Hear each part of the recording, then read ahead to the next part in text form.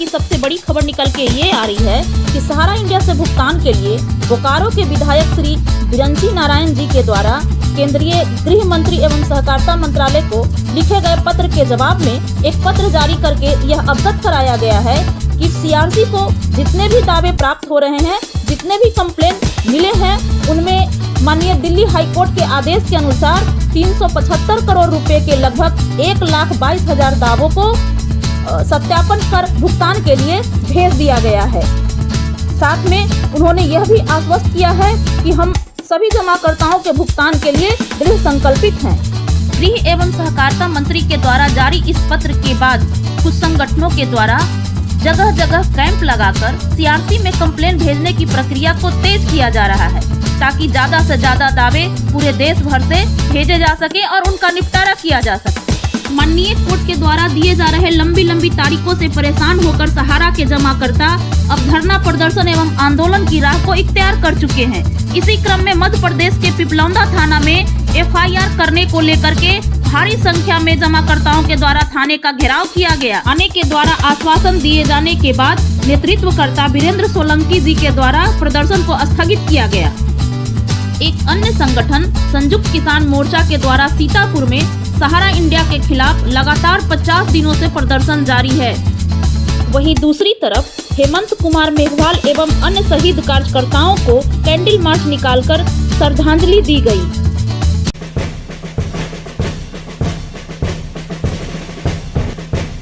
Hello everyone, welcome in my channel Saumya for सहारा।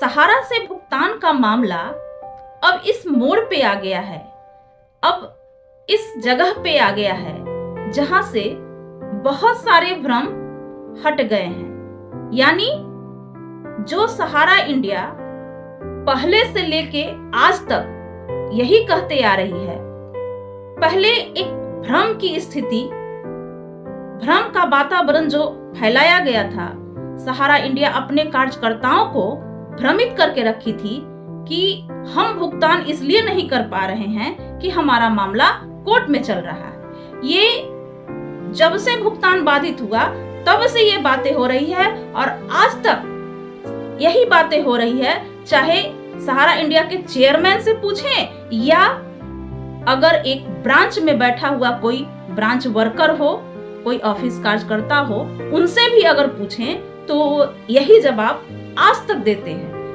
कार्यकर्ताओं के साथ साथ जमाकर्ताओं को, प्रशासन को, सबको गुमराह किया गया, सबको भ्रमित करके रखा गया सहारा इंडिया के द्वारा कि मामला कोर्ट में चल रहा है, इसलिए हम भुगतान करने में असमर्थ हैं। तमाम तरह के स्टेटमेंट के बीच एक खबर निकल के आती है कि मध्य प्रदेश के जावरा में 5 करोड़ का भुगतान हो गया। तो ये भुगतान कैसे हुआ? जब सहारा इंडिया का मामला कोर्ट में चल रहा है और भुगतान करने में असमर्थ हैं, तो ये भुगतान कैसे हुआ? तो इस पे मैं ज्यादा कुछ न कहते हुए आइए सुनते हैं उस भुगतान के लिए जिनके द्वारा प्रयास किया गया, जिनके नेतृत्व में ये लड़ाई को लड़ा गया, माननीय वीरेंद्र कुमार सोलंकी जी, उन्हीं की जवानी सुनते हैं कि कैसे भुगतान दिलवाया गया, क्या क्या प्रयास किया गया और कैसे इसका रास्ता बनाया गया, कैसे उस पे चला गया। खुद वो बताएंगे कि किस तरह से भुगतान हुआ। तो मेरे चैनल पे माननीय वीरेंद्र कुमार सोलंकी जी का बहुत बहुत स्वागत है। नमस्कार सर। नमस्कार जी। नमस्कार। सर, आप अपना परिचय दें। हालांकि आप परिचय के मोहताज नहीं रहे, फिर भी सर आप अपना थोड़ा सा इंट्रोडक्शन जरूर दें। मैडम, मैं वीरेंद्र सिंह सोलंकी मध्य प्रदेश के रतलाम जिले से हूँ। लगभग 2 वर्षों से सहारा पीड़ितों की लड़ाई हम लोग मध्य प्रदेश में लड़ रहे हैं।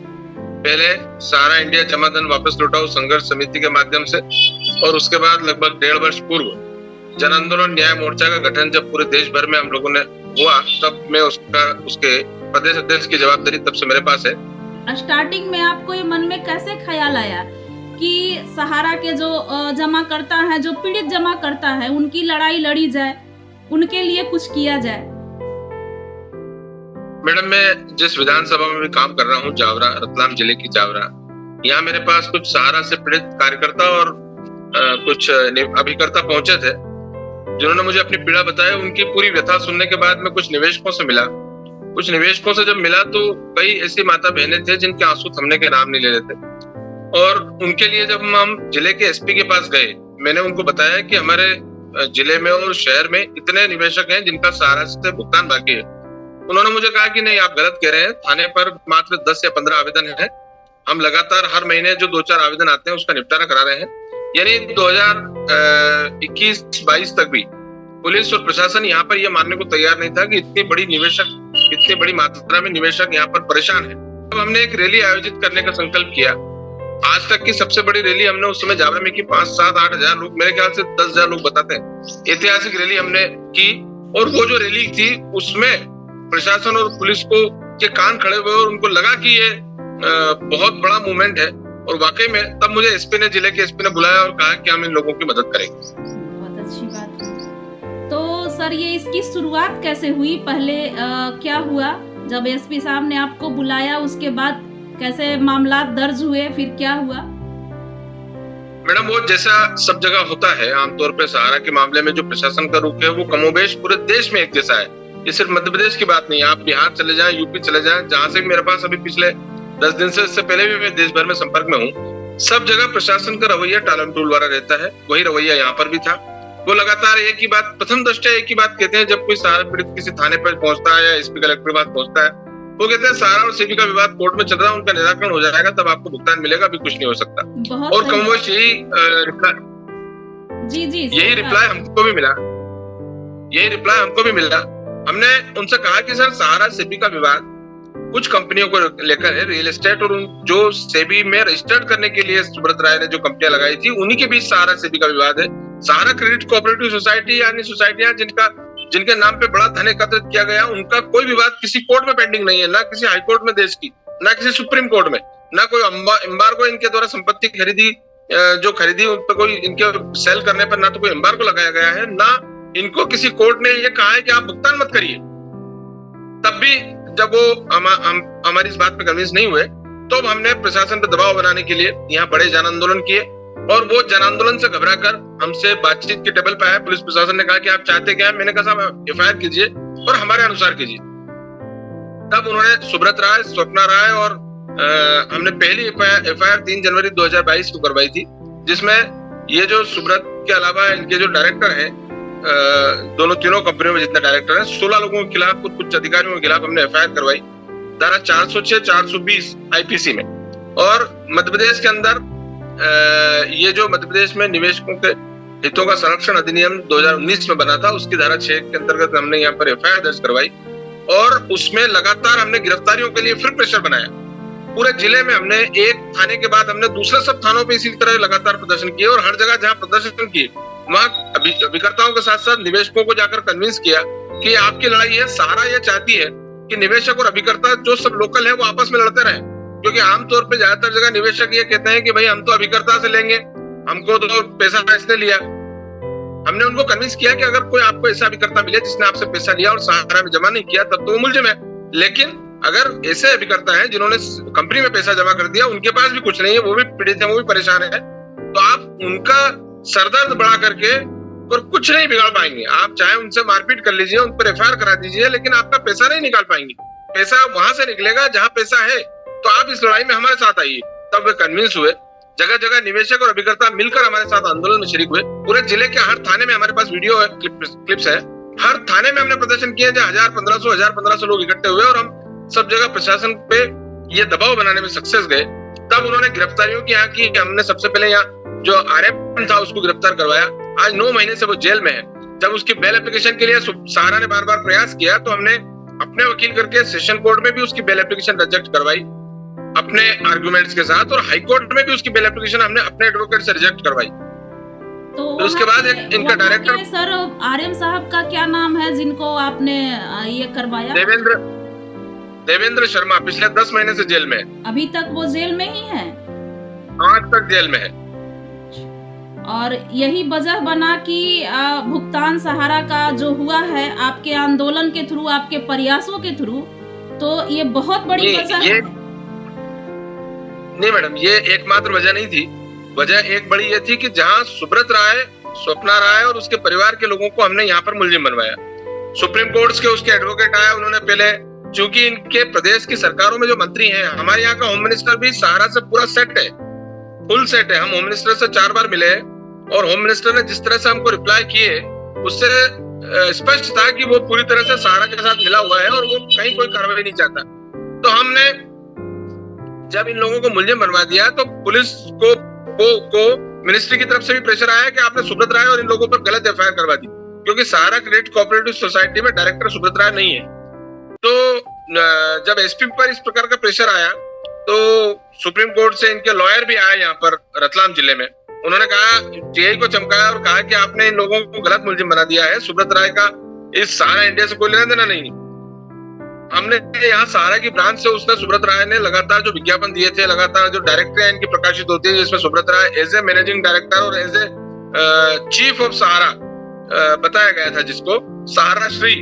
तो वो सब डॉक्यूमेंट जब हमने दिए, जब हमने सारे डॉक्यूमेंट दिए, हमने कहा कि साहब ये ही इज द फेस, इसके नाम पर सारा पैसा कलेक्शन हुआ है और आज ये अपने आप को जवाबदारी से बचाने के लिए फ्रंट पे नहीं होते हुए पर्दे की आड़ में ये सारा पैसा हजम करना चाहता है।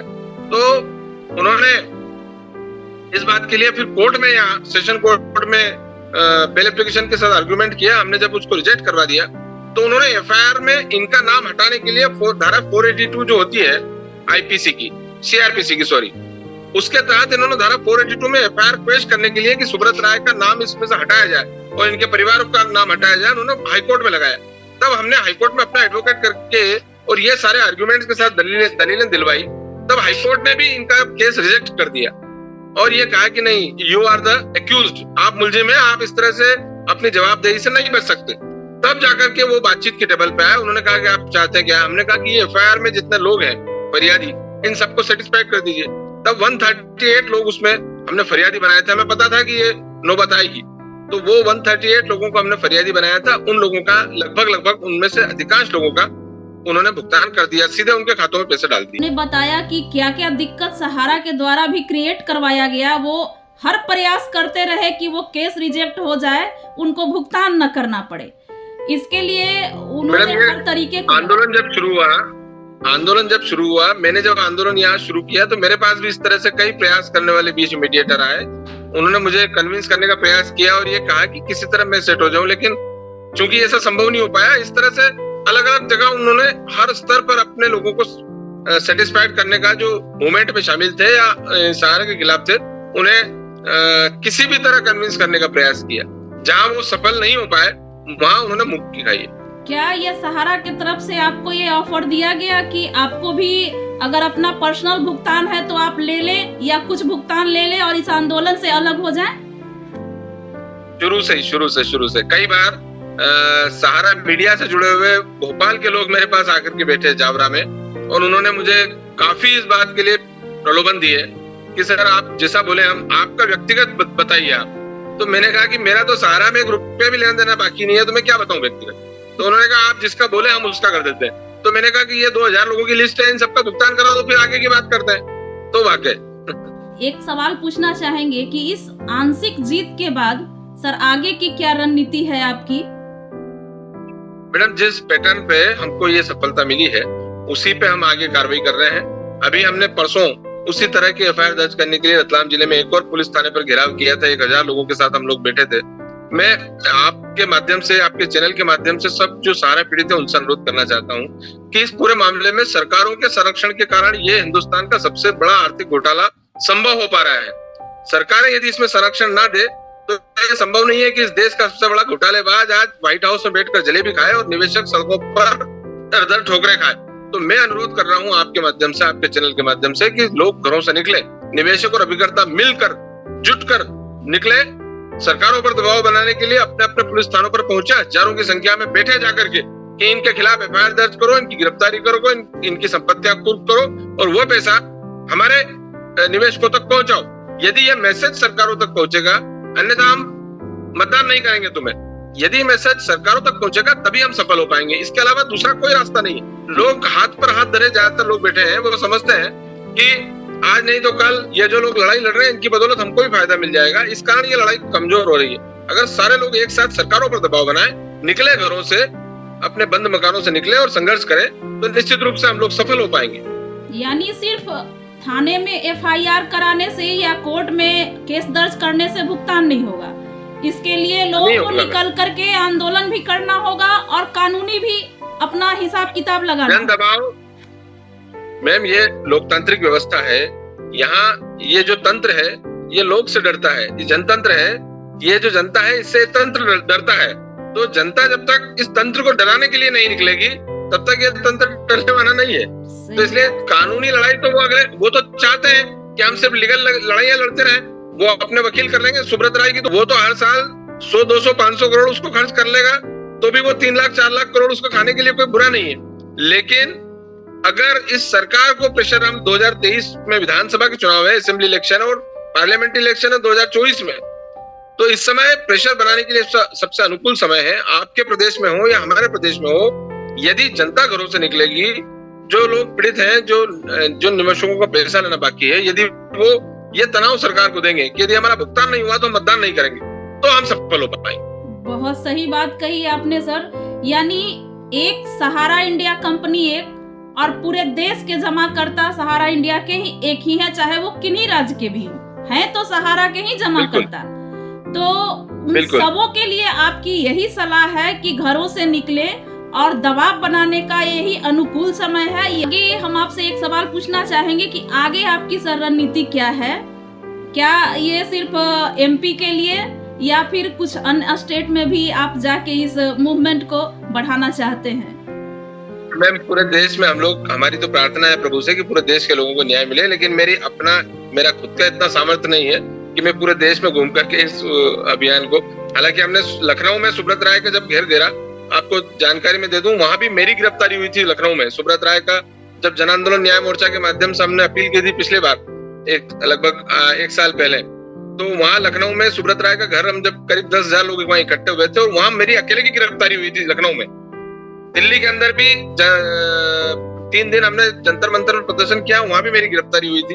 अभी मैं बिहार भी आ रहा हूं परसों 25 तारीख को।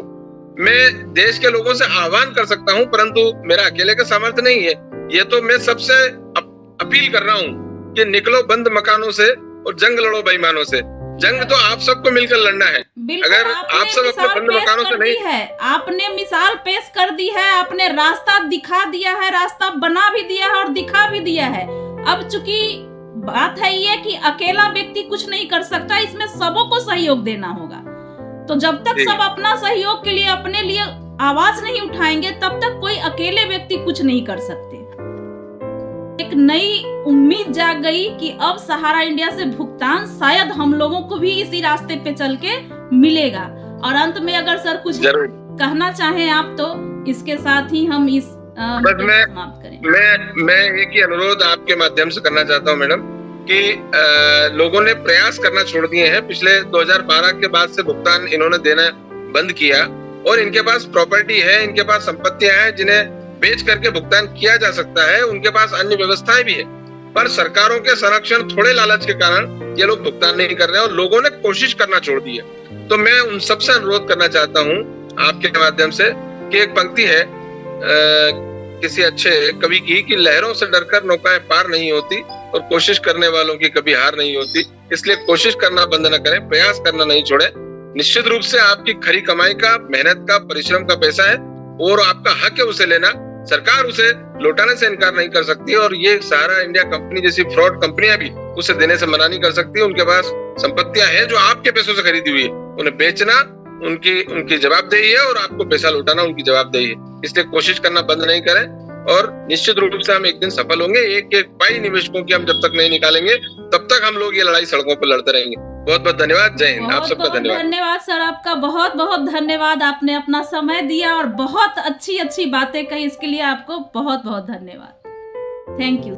इनकी बातों को सुनने और समझने के बाद ये जाना हमने कि कैसे सहारा इंडिया से भुगतान का मामला जो है सड़क से उठ के थाने पहुंचा, थाने से सिविल कोर्ट और सिविल कोर्ट से जाके हाई कोर्ट में इस मामले का फैसला हुआ और भुगतान हुआ।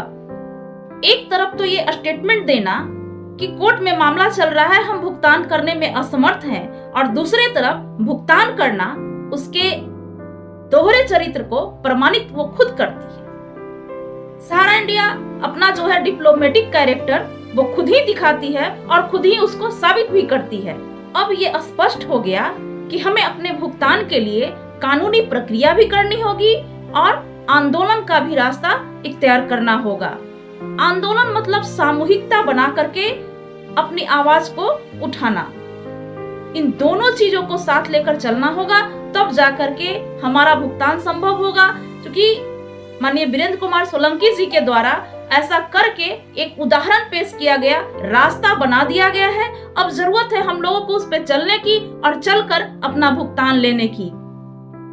तो मेरे इस प्रयास से अगर आप सभी जमाकर्ताओं के लिए कोई भुगतान का रास्ता खुलता हुआ नजर आता है तो मेरे इस वीडियो को ज्यादा से ज्यादा शेयर करें, चैनल को सब्सक्राइब करें और हाँ, लाइक करना तो बिल्कुल ना भूलें। धन्यवाद।